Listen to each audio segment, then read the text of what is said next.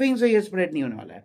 The problem with corona virus, SARS virus जो था, जो निमोनिया वाले वायरस होते हैं, जो एयरबोर्न वायरस होते हैं, रेस्पिरेटरी ट्रैक वायरस, उसमें ये होता है कि ये खांसते हैं, इसके ड्रॉपलेट्स होते हैं, माइक्रो ड्रॉपलेट्स एयर में स्प्रेड होते हैं और आप सांस लेते हो, आपने अगर वो पर्टिकुलर मास्क नहीं पहना तो आपके अंदर वो घुस जाता है। ये सारा मामला कॉन्टेक्ट का है।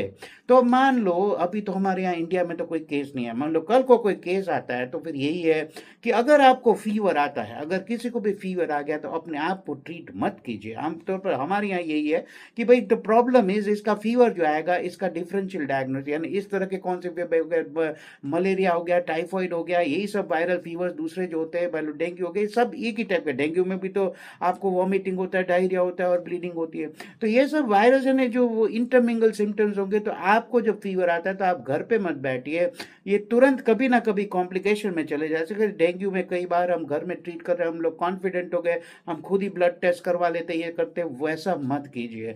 यानी at least minimum contact your physician, talk to them and control your fever and take their advice. Because क्यों होता है कि कई बार फीवर कंट्रोल करने के लिए हम ऐसी ऐसी दवाइयाँ ले लेते हैं, ऐसे ऐसे उपचार करते हैं जिससे आपका ब्लीडिंग बढ़ सकता है, आपके प्लेटलेट सप्रेस हो सकते हैं, that can make the matters verse.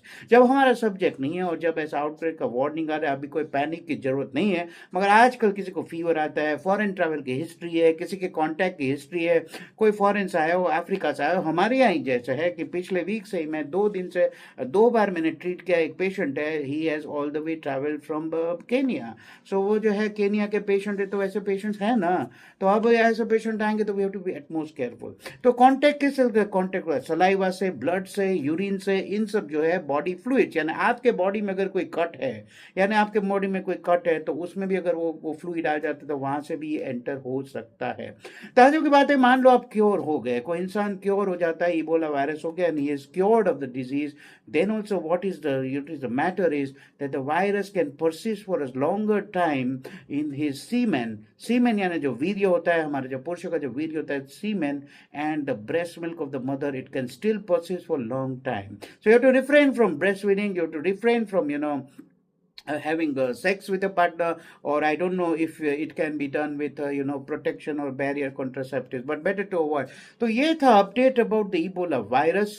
It's naturally going to haunt again. मगर पैनिक की कोई बात नहीं है, यानी एक तो पैनिक की बात नहीं, स्प्रेड बहुत नहीं होता है, लेकिन हाँ जब भी होता है तो इसमें मौत बहुत ज़्यादा होती है, that is the most worrisome.